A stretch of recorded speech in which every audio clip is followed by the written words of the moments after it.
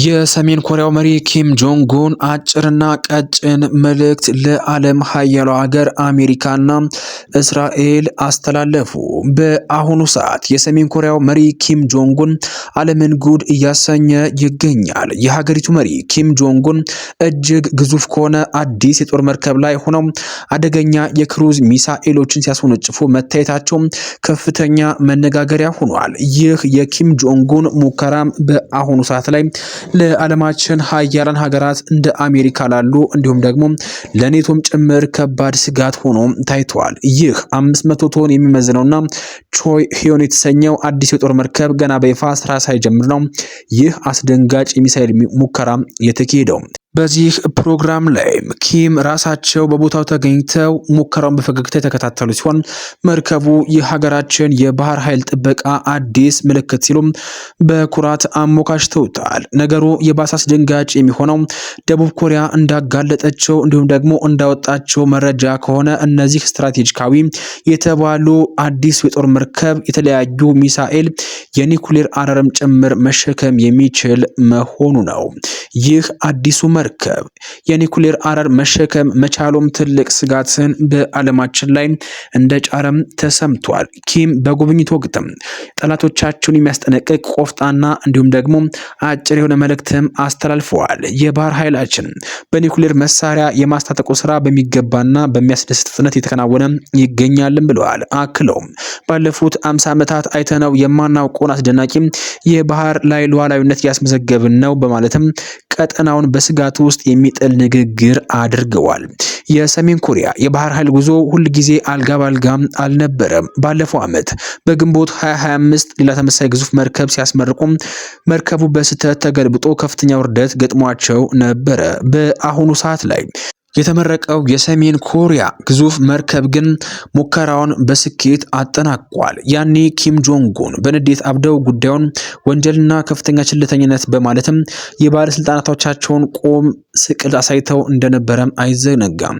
ያ አሳፋሪ ክስተት የመርከቡን አካል ክፉኛ ጎድቶት የነበረ ቢሆንም አሁን ግን ያን ውድቀት ተበቅለው በአዲስ የጦር መሳሪያ መርከብ ጀብዱም ተመልሰዋል። ይህ ሁሉ የጦር መሳሪያ ፉከራ በሚካሄድበት በአሁኑ ሰዓት ላይ ኪም ጆንግ ለህዝባቸው ኑሮን ለማሻሻል ቃል መግባታቸው ሌላው አነጋጋሪ ጉዳይ ነው። ሰሞኑን በተካሄደው የፓርቲያቸው ጉባኤ ላይ ኢኮኖሚያችን ማሳደግ እንዲሁም ደግሞ የህዝባችንን ኑሮ ማሻሻል አስቸኳይ ታሪካዊ ግዴታችን ነው፣ አንዲትም ሰከንድ ማባከን የለብንም ሲሉም ተናግረዋል። ሆኖም ሰሜን ኮሪያ አሁንም ቅድሚያ የምትሰጠው ከአሜሪካና ከደቡብ ኮሪያ የሚመጣባትን ጫና ለመቋቋም ስትል የኒኩሌርና የጦር ኃይሏን ማፈርጠም ላይ በመሆኑ የአደባባይ ሚስጥር ነው። ህዝቡ በድህነት እየማቀቀ ቢሆንም የኪም ትኩረት ግን አሁንም ወደ ሰማይ በሚተኮሱ ሚሳኤሎች ላይ ሆኖ ቆይቷል።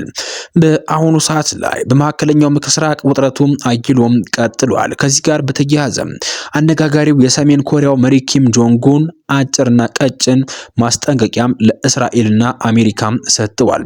የሰሜን ኮሪያው መሪ ኪም ጆንግ ኡን በአሁኑ ወቅት በኢራን ውስጥ በሚገኙ ዜጎቻቸው ላይ ማንኛውንም አይነት ጉዳት ቢደርስ ሀገራቸው በቀጥታም ሆነ በተዘዋዋሪ ጦርነት ውስጥ እንደምትገባ ለዓለም አቀፉ ጥምረት ጠንካራ ያለ ማስጠንቀቂያም አስተላልፈዋል። መሪው የዜጎቻቸው በሰላም መመለስ ለድርድር የማይገባ ጉዳይ መሆኑን ገልጸው ይህንንም ቀጠናዊ ግጭት ወደ ኒኩሌር ኃይል ፍጥጫ ሊቀይረው የሚችል አደገኛ ሁኔታ መፍጠሩም ተነግሯል። ይህ ማስጠንቀቂያ የተሰማው የእስራኤል ጠቅላይ ሚኒስትር ቤንያሚን ኔታንያሁ ኢራን ማለት 50 ሰሜን ኮሪያ ማለት ናት በማለትም የቀጠናውን ስጋት ከገለጹ በኋላ ነው። ይህ አባባል በተፋላሚ ወገኖች መካከል ያለውን ትልቅ እንዲሁም ደግሞ ግዙፍ የሆነና የተጋነነ የርዕዮተ ዓለም ልዩነት በግልጽ ያሳየው።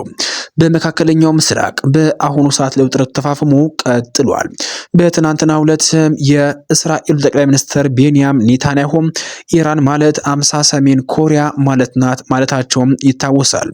የእስራኤሉ ጠቅላይ ሚኒስትር ቤንያሚን ኔታንያሁ ይህን ምላሽ የሰጠው የሰሜን ኮሪያው መሪ ኪም ጆንግ ኡን ከትናንትና በስቲያ ለኢራን የባሊስቲክ ሚሳኤል እንዲሁም ደግሞ ድሮኖችንም ድጋፍ ማድረግ እንደሚፈልግ መግለጹም ተከትሎ ነው። ያኔ በሰዓቱ ኪም ጆንግ ኡን ኢራን በማንኛውም ሰዓት ኪም ጆንግ ኡን ድጋፍ የምትፈልግ ከሆነ ለመስጠትና ለማገዝ ዝግጁ መሆኑን በሰዓቱም አሳውቆ ነበር። ከዛ በኋላ ደግሞ የሰሜን ኮሪያው መሪ ኪም ጆንግ ኡን በእስራኤል የሚገኙ ዜጎቻቸው አንዲት ቅንጣት ያክል ብትነካ ወደ እስራኤልና አሜሪካ ሚሳኤል እንዲሁም ደግሞ ኒውክሌርም ሊተኩስ እንደሚችል በቀጥታ ማሳወቁ ነው። ከዚህ ጋር በተያያዘም ነው በአሁኑ ሰዓት ላይ ከፍተኛ ስጋት ዓለማችን ላይ ያንዣበበ እንደሆነም የተመላከተው። በአሁኑ ሰዓት ላይ የተለያዩ የዓለማችን ሀገራትም ኢኮኖሚያዊና ወታደራዊ ቀውሶች እየገጠማቸው ይገኛል።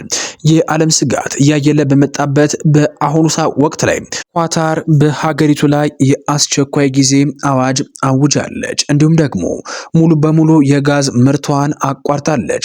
ስፔን ከአሜሪካ ጋር ለትብብር የተስማማቸው በንግድ ታሪፍ ከፍተኛ ጫና ከተደረገባት በኋላ እንደሆነም ተገልጿል። በመጀመሪያ ስፔን አሜሪካ በኢራን ላይ የምትፈጽመውን ጥቃት በሷ ጦር ሰፈር እንዳትፈጽም ማገዷም ይታወሳል። ቢሆንም ግን በአሁኑ ሰዓት ላይ ከአሜሪካ ጋር እየሰራች እንደምትገኝም እየወጡ ያሉ መረጃዎች አመላክተዋል። ከተለያዩ ኃይሎችም በወታደራዊ ኪሳራም ትልቅ ኪሳራን እንዳስመዘገቡም ታውቋል። በኢራን ባህር ኃይል ላይ እየደረሰ ያለው ጥቃትም ቀጥሏል። በተለይ የኢራን ጦር መርከብና የአይአርኤስ ፌች የተሰኘ ሰርጓጅ መርከብ መጥለቃቸው ትልቅ ወታደራዊ ውጥረት ጣሪያ እንዲነካ አድርጎታል። ትልቅ ወታደራዊ ኪሳራም አስመዝግቧል። ምንም እንኳን የአሜሪካ ኮንግረስ ተጨማሪ ጥቃቶችን ለማድረግ ድምጽ ቢሰጥም ፔንታጎን ለደረሰበት የ2 ቢሊዮን ዶላር የመሳሪያ ኪሳራ ማካካሻ 50 ቢሊዮን ዶላር ተጨማሪ በጀትም እየጠየቀም ይገኛል። ይህንን ተከትሎም የአሜሪካ ጦር በትናንትናው ዕለት 700 ሚሊዮን ዶላር እንዳወጣ የሚያሳይ መረጃ ተመላክቷል። በአሁኑ ሰዓት ላይ በመካከለኛው ምስራቅ በአሜሪካና እስራኤል ጥምረት ከኢራን ላይ የተሰነዘረው ጥቃት ቀጥሏል። በዚህ ጥቃትም ከቅዳሜ አንስቶ እስከ ሮብ ድረስም 700 ሚሊዮን ዶላር የሚያወጡ የጦር መሳሪያዎችም ድሮኖችም ተተኳሾችም ጥቅም ላይ እንደዋሉም ነው ከአሜሪካ እየወጡ ያሉ መረጃዎች ያመላከቱት። ውድ አድማጭ ተመልካቾቻችን አሜሪካና እስራኤል በኢራን የከፈቱት ጦርነት በአሁኑ ሰዓት ላይ ዓለምን በከፍተኛ ደረጃ እያነጋገረ እንዲሁም ደግሞ እያስጨነቀ ይገኛል። የኢራን ጎረቤት አገራት የሆኑት እነ ሳውዲ አረቢያ ተጨንቋል። ኳታር፣ ኩዌት እንዲሁም ደግሞ ሌሎች አገራትም በአሁኑ ሰዓት ላይ እየተናጡ ይገኛሉ። ይህ የመካከለኛው ምስራቅ ውጥረትም አድማሱን ሰፍቶ ወደ ሶስተኛው የዓለም ጦርነት የመምጣት እድሉም ሰፍቷል። ከዚህ ጋር በተያያዘ ዓለማችን ሁለት አሰላለፍን ይዛ ተገኝታለች። የመጀመሪያው አሰላለፍ የእስራኤልና የአሜሪካን ኃይል የሚደግፉ ኃይሎች ሲሆን ከነዚህ መካከልም የአውሮፓውና ቀንደኛ ዋናው ኃይል ኔቶ ይገኝበታል። እንዲሁም ደግሞ የኢራን ጎረቤት አገራት የሆኑት እነ ሳውዲ አረቢያ፣ ዩናይትድ አረብ ኤምሬትስ፣ ኳታር እንዲሁም ደግሞ የተለያዩ በኢራን ጥቃት የደረሰባቸው ሀገሮችም ከአሜሪካ ጎን ተሰልፈዋል። በአንጻሩ በኢራን ጎን የሚገኙት የዓለማችን ሀያላን ሀገራት ቻይና፣ ሰሜን ኮሪያና ሩሲያ እንደሆኑም እየወጡ ያሉ መረጃዎች አመላክተዋል። ውድ አድማጭ ተመልካቾቻችን በዚህ መረጃ ሰዓት ይዤላችሁ መጣሁት መረጃ ይህንን ይመስላል። በቀጣይ እስክንገናኝ ድረስም ለአሁኑ በዚህ አበቃን። ሰናይ ጊዜን ተመኘን።